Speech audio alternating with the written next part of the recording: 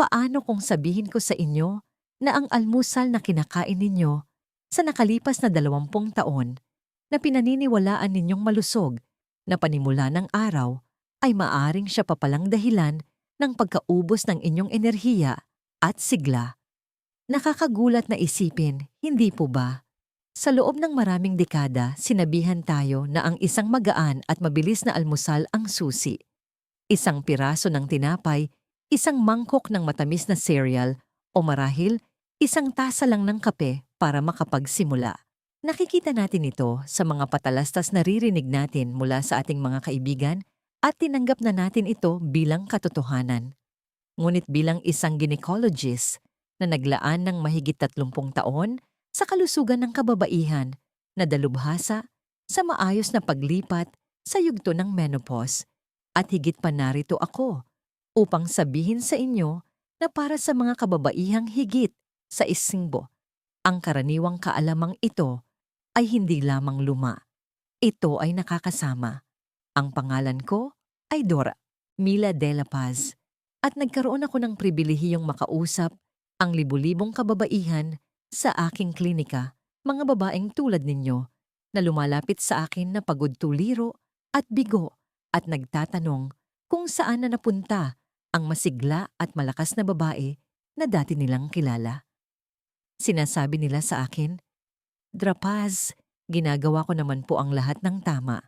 Kumakain ako ng kaunting almusal, sinisikap kong maging aktibo, pero pagsapit ng 10 a.m., pakiramdam ko kailangan ko ng umidlip." Ano po ba ang kulang? Ang katotohanan, pagkatapos ng edad 60, ang katawan ng isang babae ay isang ganap na naiibang tanawin kumpara noong siya ay 30 o 40. Ang mga pagbabago sa hormonal dahil sa menopause, lalo na ang pagbaba ng estrogen, ay may sunod-sunod na epekto sa lahat ng bagay mula sa densidad ng ating buto at kalamnan hanggang sa ating metabolismo at pinakamahalaga, sa ating antas ng enerhiya. Iyong simpleng piraso ng tinapay na may jam, pinapataas at pinapababa nito ang inyong blood sugar na parang roller coaster na humahantong sa pamilyar na panghihina sa kalagitnaan ng umaga. Iyong malusog na low-fat yogurt, madalas itong puno ng mga nakatagong asukal at kulang sa mga kritikal na sustansya na hinihiling na ngayon ng inyong katawan. Pinaniwala tayo sa isang kasinungalingan, isang alamat na less is more, na simple lang ang mga pangangailangan natin sa umaga. Ngunit ang totoo, ang inyong almusal ay hindi lang isang pagkain. Ito ay isang estratehikong misyon. Ito ang inyong una at pinakamahalagang pagkakataon upang muling punan ng lakas ang inyong katawan, balansehin ang inyong mga hormone at ihanda ang sarili para sa isang araw na puno ng tuloy-tuloy na enerhiya, kalinawan ng isip at pisikal na lakas. Sa ating pag-uusap ngayon, bubuwagin natin ang mga luma at nakakapagod na alamat na ito at muling bubuuin ang inyong pang-umagang gawain mula sa simula. Ating tatalakayin ang 3 pundasyong haligi ng isang makapangyarihang almusal para sa edad 60 pataas, ang pagmaster ng macronutrients upang labanan ang pagkapagod, ang pagpapatibay ng inyong pundasyon laban sa paghina na dulot ng edad, at ang pag-inom ng sapat na tubig para sa sigla. Hindi ito tungkol sa mahigpit na pagdidieta o komplikadong mga recipe. Ito ay tungkol sa paggawa ng simple, ngunit epektibong mga pagbabago na muling magpapaningas ng inyong panloob na sigla at tutulong sa inyong bawiin ang enerhiyang nararapat sa inyo.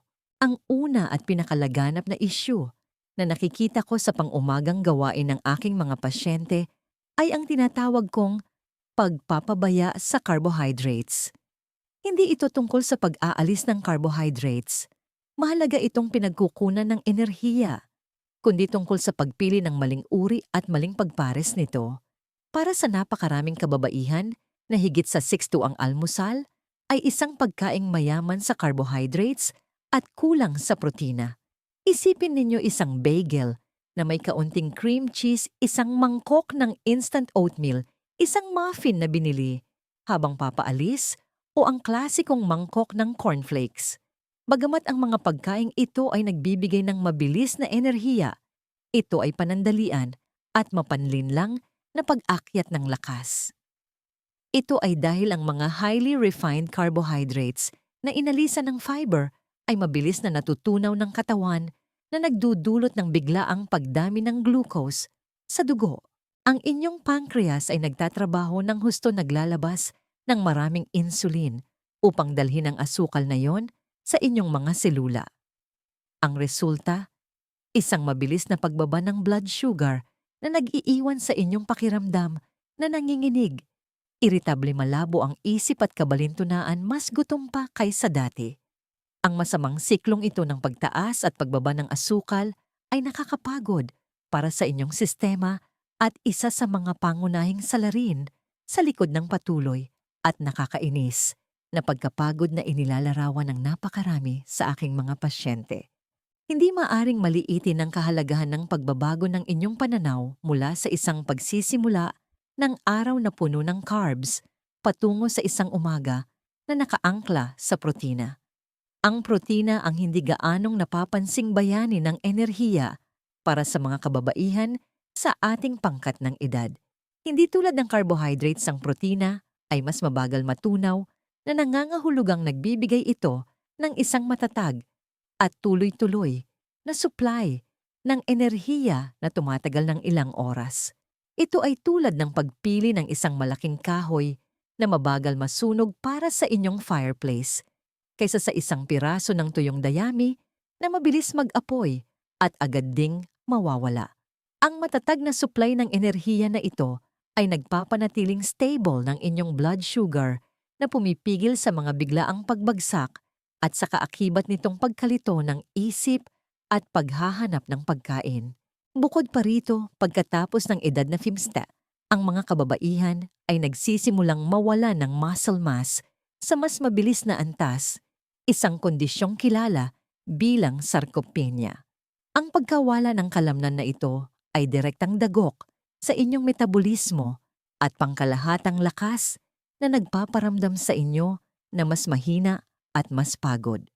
Ang estrogen ay may papel sa pagpapanatili ng kalamnan, kaya habang bumababa ang antas nito, ang ating pangangailangan para sa protina sa pagkain ay tumataas.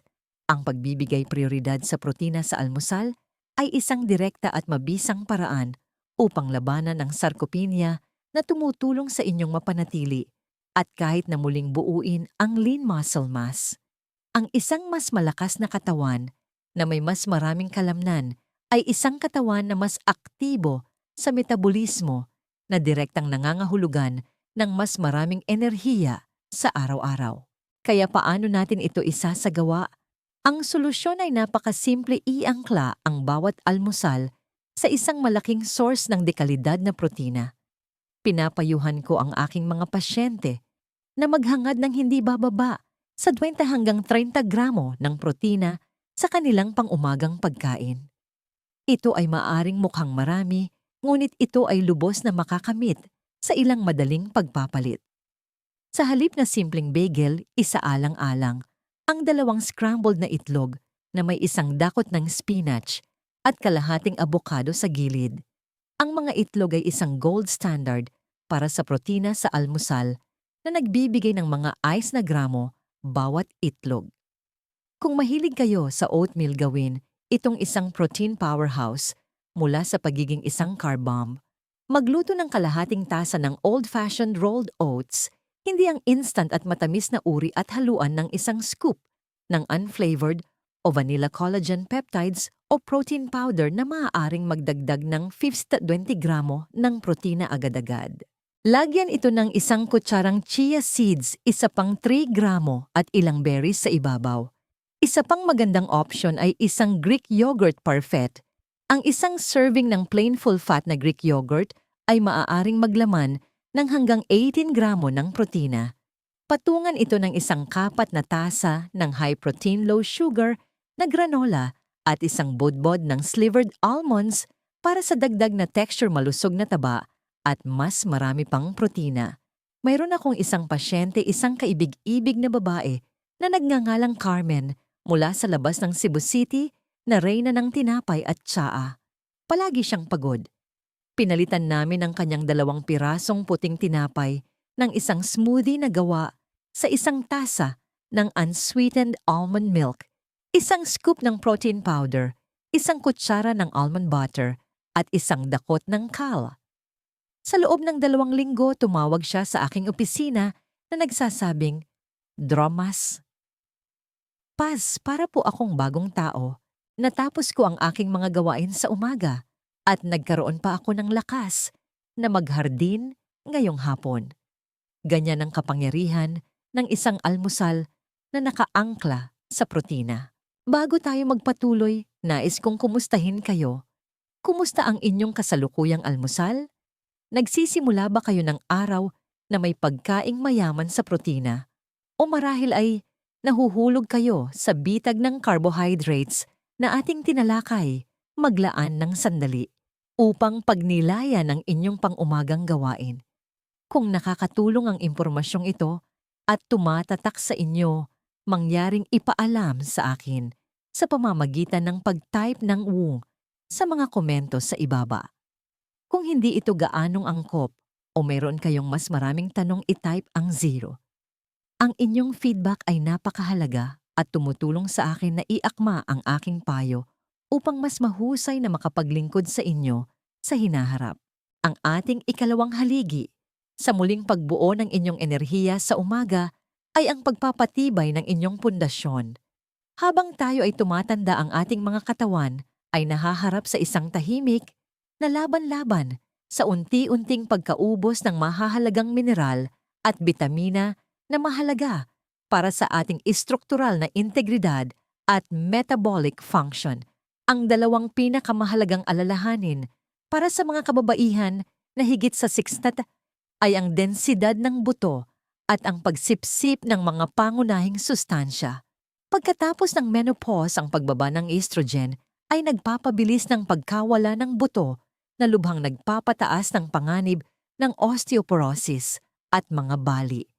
Ang isang pagkahulog na maaaring isang maliit na insidente lamang sa edad na 40 ay maaaring maging isang kaganapan na magbabago ng buhay sa edad na 65. Maraming kababaihan ang naniniwala na ang simpleng pag-inom ng isang basong gatas o pag-inom ng isang generic na calcium supplement ay sapat na upang labanan ito. Gayunpaman, ang issue ay mas komplikado. Hindi lamang ito tungkol sa dami ng calcium na inyong kinokonsumo, kundi kung gaano kaepektibo itong nasisipsip at nagagamit ng inyong katawan. Kung wala ang mga mahalagang kasama nito, vitamin D, vitamin K2 at magnesium, hindi makakarating ang calcium sa inyong mga buto kung saan ito kailangan. Sa halip, maaari itong mapunta sa mga lugar na hindi dapat tulad ng inyong mga ugat. Ito ang dahilan kung bakit ang inyong almusal ay dapat maging isang sinasadyang pagkilos ng pagpapatibay. Ito ang perpektong pagkakataon upang punuin ang sarili ng mga synergistic na sustansyang ito na nagtutulungan upang protektahan ang inyong skeletal system at suportahan ang inyong produksyon ng enerhiya sa antas ng selula. Isipin ninyo na ang inyong mga buto ay parang isang bank account. Sa unang ilang dekada ng buhay, nagdedeposito kayo. Pagkatapos ng menopause, nagsisimula na kayong mag-withdraw. Ang isang pinatibay na almusal ay ang inyong diskarte upang mapanatiling hindi ma-overdrawn ang account na yon. Bukod sa kalusugan ng buto, ang mga micronutrient na ito ay fundamental para sa enerhiya. Ang magnesium halimbawa ay sangkot sa mahigit 300 biochemical reactions sa katawan, kabilang ang pag-convert ng pagkain na inyong kinakain sa cellular na enerhiya. Maraming matatanda ang kulang sa magnesium na maaaring magpakita bilang pagkapagod, paninigas ng kalamnan at panghihina. Ang mga B vitamin, lalo na ang B12, ay critical din para sa metabolismo ng enerhiya at paggana ng nerve. Habang tayo ay tumatanda, bumababa ang ating kakayahang sumipsip ng B12 mula sa ating pagkain, kaya mas mahalaga na regular itong kainin. Ang pag-asa sa isang simple at kulang sa sustansyang almusal ay parang paghiling sa isang construction crew na magtayo ng isang skyscraper nang hindi sila binibigyan ng bakal semento o rivets. Ang istruktura ay tiyak na hihina at babagsak sa paglipas ng panahon. Ang solusyon ay ang sadyang pagbuo ng isang almusal na siksik sa mga pundasyong sustansyang ito. Gawin natin itong praktikal upang mapalakas ang inyong calcium at mga kasama nito. Isa sa pinakamahusay na almusal na maaari ninyong kainin ay ang Greek yogurt na nabanggit natin kanina. Ito ay mayaman sa calcium at kung pipili kayo ng isang brand na pinatibay ng vitamin D, nakakakuha kayo ng isang mabisang kombinasyon. Upang makuha ang inyong magnesium at malusog na taba, lagyan ng yogurt na yon ng isang kutsarang buto ng kalabasa o almonds. Para sa isang maalat na option isaalang-alang, ang isang omelette na may 2 itlog na puno ng madahong gulay tulad ng spinach o kale. Ang mga gulay na ito ay mahusay na mapagkukunan ng calcium, magnesium at vitamin K. Ang paggisa nito sa kaunting grass-fed butter o ghee ay nagdaragdag ng isang dosis ng vitamin K2. Isa pang kamanghamanghang almusal na nagpapatibay ng buto ay isang pinatibay na smoothie. Magsimula sa isang base ng pinatibay na gatas tulad ng almond o soy milk. Magdagdag ng isang tasa ng spinach. Hindi ninyo ito malalasahan pangako. Isang kutsara ng flaxseed para sa fiber at omega-3s at kalahating tasa ng pinatibay na orange juice para sa dagdag na vitamin C na mahalaga para sa collagen synthesis, ang protein matrix ng inyong mga buto. Para sa inyong mga B vitamin, ang nutritional yeast ay isang kahangahangang sikretong sangkap. Ito ay may lasang keso at puno ng mga B vitamin, kabilang ang B12. Maaari kayong magbudbod ng isang kutsara sa inyong scrambled eggs o avocado toast na nakalagay sa isang piraso ng siksik at whole grain na tinapay syempre. Madalas kong ibinabahagi ang kwento ng isang pasyente mula sa Davao City, si Elena. Lumapit siya sa akin matapos ihayag ng isang bone scan na mayroon siyang osteopenia, ang pasimula ng osteoporosis. Ang kanyang almusal ay isang Danish at kape. Dinisenyo namin ang isang bagong bone builder breakfast. Para sa kanya isang mangkok ng plain Greek yogurt na may isang kutsarang chia seeds, isang kutsarang giniling na flaxseed, isang dakot ng walnuts at isang tasa ng pinaghalong berries. 3 beses sa isang linggo, ipinapalit niya ito sa isang spinach at mushroom omelette na may budbod ng nutritional yeast. Sa kanyang isang taong follow-up, hindi lamang nag-stabilize ang kanyang bone density, kundi sinabi rin niya sa akin, "Hindi ko po alam kung ano ang meron sa almusal na yan, Dr. Paz, pero nawala na ang panghihina ko tuwing hapon. Pakiramdam ko matibay ako mula sa loob." Naramdaman niya ang pagkakaiba dahil literal niyang muling binubuo ang kanyang pundasyon, isang almusal sa bawat pagkakataon. Huminto muna tayo rito para sa isa pang sandali ng pagninilay. Isipin ang inyong sariling almusal.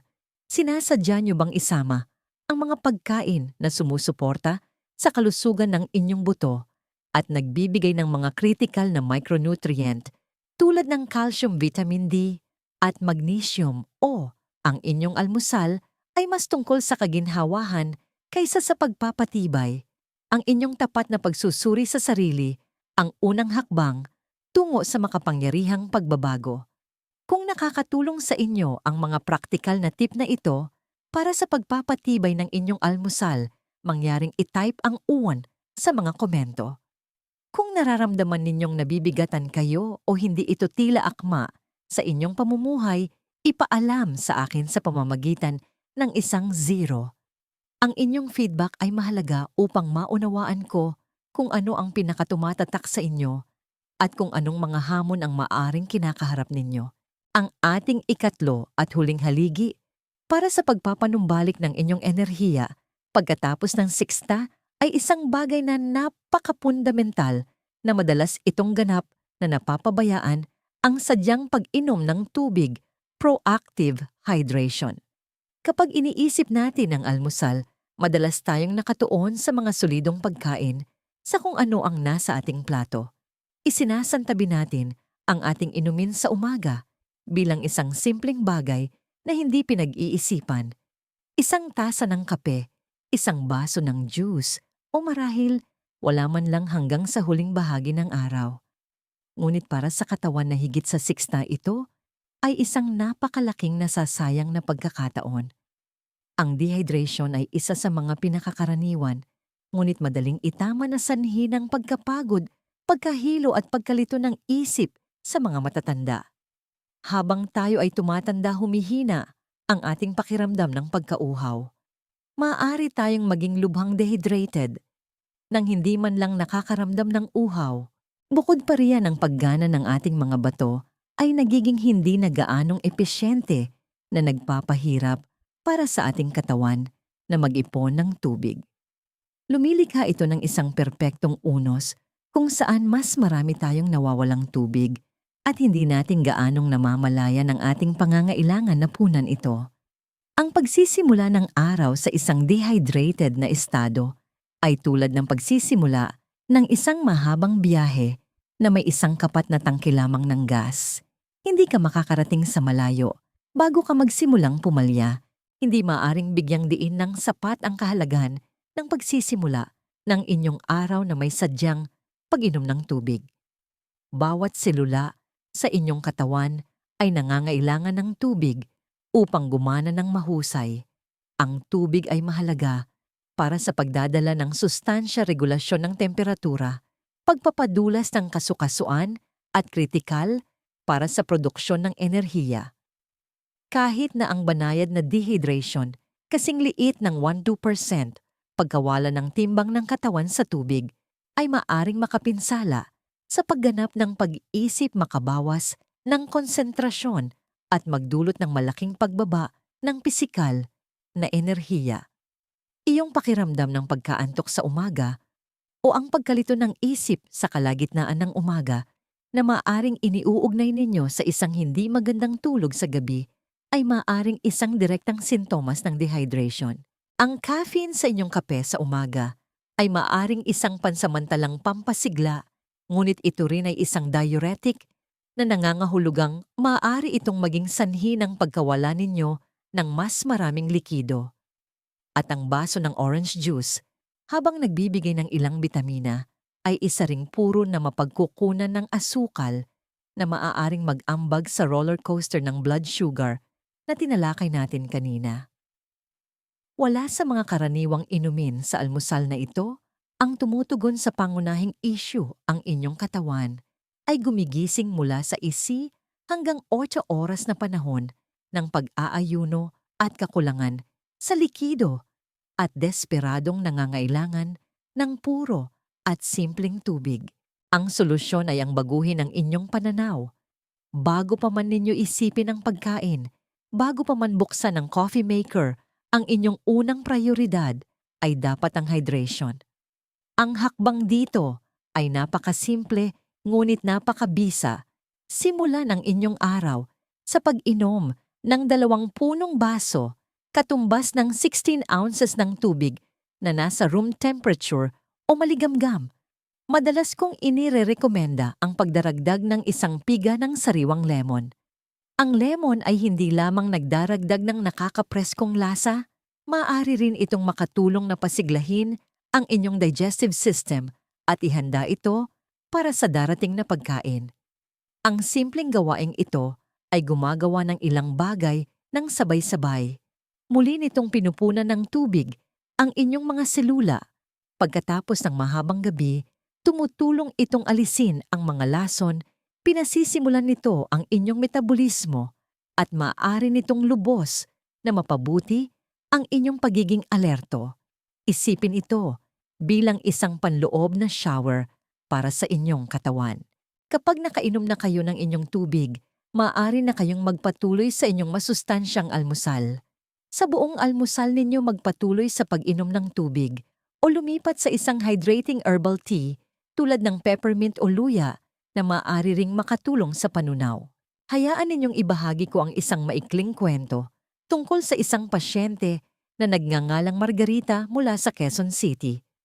Si Margarita ay isang retiradong guro na nagrereklamo ng palaging banayad na pananakit ng ulo at pakiramdam na palaging ubos ang lakas. Sinuri namin ang kanyang dieta na medyo malusog, ngunit inamin niya na bihirang-bihira siyang uminom ng anuman bago ang kanyang pangalawang tasa ng kape, bandang 9:30 a.m. Binigyan ko siya ng isang takdang aralin, maglagay ng isang basong puno ng tubig sa kanyang nightstand tuwing gabi at inumin ng buong baso bago pa man tumama ang kanyang mga paa sa sahig sa umaga. Nag-aalinlangan siya sa madaling salita. Ngunit isang linggo, pagkatapos nagpadala siya sa akin ng isang email na may subject line, "Ang tubig po pala ang sagot." Nawala ang kanyang pananakit ng ulo at sinabi niyang naramdaman niya ang isang malinaw at malinis na enerhiya na hindi niya naranasan sa loob ng maraming taon. Hindi ito isang mahiwagang tableta o isang mamahaling supplement. Ito ay ang simple at tuloy-tuloy na pagkilos ng pagsisimula ng kanyang araw sa pinakapundamental na sustansya sa lahat. Nabubuhay siya na bahagyang naka-engage ang emergency brake at ang hydration ng susi upang sa wakas ay bitawan ito. Dadalhin tayo nito sa ating huling pagtatanong. Paano ninyo sinisimulan ang inyong araw? Pagdating sa mga likido, tubig ba ang una ninyong inaabot? O kape? O juice ang inyong kinagawian?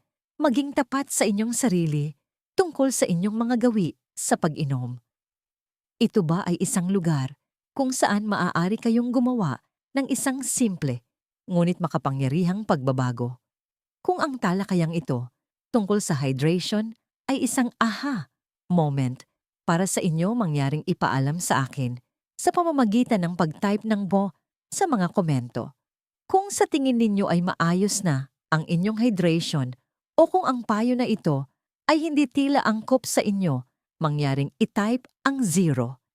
Ang inyong tapat na feedback ang tumutulong sa ating komunidad na lumago at matuto ng sama-sama. Habang tinatapos natin ang ating pag-uusap, maglaan tayo ng sandali upang balikan ang simple, ngunit nakapagpapabagong landas na ating inilatag. Nagsimula tayo sa pamamagitan ng pagwasak sa laganap na alamat na ang isang magaan at mayaman sa carbs na almusal ay sapat na para sa isang babaeng higit sa 60. Pinalitan natin ang lumang ideyang yon ng isang bago at nagbibigay kapangyarihang balangkas na binuo sa 3 pundasyong haligi. Una, nangako tayong iangkla ang ating pang-umagang pagkain sa sapat at dekalidad na protina upang patatagin ang ating blood sugar labanan, ang pagkawala ng kalamnan at magbigay ng matatag at mabagal masunog na gatong na kailangan para sa ating buong araw. Pangalawa, tinanggap natin ang konsepto ng pagpapatibay ng ating pundasyon sa pamamagitan ng sadyang pagpili ng mga pagkaing pang-almusal na mayaman sa mga synergistic na sustansyang hinahanap ng ating katawan, calcium, vitamin D, magnesium at mga B vitamin upang protektahan ang ating mga buto at suportahan ang ating cellular na enerhiya. At pangatlo, kinilala natin ang malalim at madalas na napapabayaang kapangyarihan ng sadyang pag-inom ng tubig na nangangakong simulan ang bawat araw sa tubig upang muling gisingin ang ating sistema at alisin ang ulap ng pagkapagod. Hindi ito tungkol sa pagdaragdag ng higit pang komplikasyon sa inyong buhay. Sa kabaligtaran, ito ay tungkol sa pagpapasimple ng inyong diskarte at pagtuon sa kung ano ang tunay na mahalaga. Ito ay tungkol sa isang pagbabago sa pananaw. Ang pagtingin sa inyong almusal hindi bilang isang pabigat o isang bagay na hindi pinag-iisipan, kundi bilang isang malalim na pagkilos ng pag-aalaga sa sarili at isang estratehikong pamumuhunan sa inyong sariling sigla. Ang enerhiyang nawawala sa inyo ay hindi nawala magpakailanman. Naghihintay lamang itong mapakawalan. Ang susi ay nasa inyong mga kamay at nagsisimula ito sa kung ano ang nasa inyong plato at sa inyong baso bukas ng umaga. Gusto kong maramdaman ninyong kayo ay may kapangyarihan, hindi nabibigatan. Magsimula sa maliit. Pumili ng isa sa mga haliging ito upang pagtuunan ng pansin ngayong linggo. Marahil ito ay ang pagdaragdag lamang ng 2 basong tubig bago ang inyong kape, o marahil ito ay ang pagpapalit ng inyong tinapay sa umaga sa 2 itlog. Ang maliliit at tuloy-tuloy na pagkilos ang lumilikha ng pangmatagalan at makabuluhang pagbabago. Mayroon kayong mga dekada ng karunungan, karanasan at pagmamahal na ibabahagi sa mundo. Huwag hayaang pigilan kayo ng pagkapagod sa pamumuhay sa magandang kabanatang ito ng inyong buhay ng buong buo. At iyan ang nagdadala sa akin sa isang huling simpleng aral na natututunan ko mula sa aking mga taon sa pagsasanay, isang aral na higit pa sa hapagkainan arugahin kung ano ang nais ninyong lumago. Ito ay naaangkop sa inyong katawan, sa inyong mga relasyon, sa inyong mga hilig at sa inyong spirito. Ang pangangalaga, atensyon at kalidad ng mga sangkap na inilalagay ninyo sa anumang aspeto ng inyong buhay ay direktang tutukoy sa kasiglahan ng mga resulta. Ang inyong enerhiya, ang inyong kalusugan, at ang inyong kaligayahan ay hindi mga passive na estado. Sila ang aktibong resulta ng pang-araw-araw na pag-aaruga. Taos-puso akong umaasa na nahanap ninyong mahalaga ang talakayang ito. Kung oo, mangyaring isaalang-alang ang pagbabahagi nito sa isang kaibigan, kapatid, o sino mang babae sa inyong buhay na maaaring makinabang sa muling pagbawi ng kanyang enerhiya. Ang inyong suporta ay tumutulong sa amin na maabot at bigyang kapangyarihan ang mas maraming babaeng tulad ninyo. Gusto kong marinig ang inyong mga saloobin at karanasan sa mga komento sa ibaba. Alin sa mga haliging ito ang pinakatumatak sa inyo? Ano ang isang maliit na pagbabago na sisimulan ninyong gawin bukas ng umaga? Ang inyong pakikilahok ay ginagawang masigla at sumusuportang lugar ang komunidad na ito para sa ating lahat. At panghuli, kung hindi pa mangyaring mag-subscribe para sa mas maraming payo na batay sa ebidensya at praktikal upang matulungan kayong umunlad sa inyong ika-asakamta taon at higit pa. Salamat sa inyong oras at tiwala. Maging maayos at arugain kung ano ang nais ninyong lumago.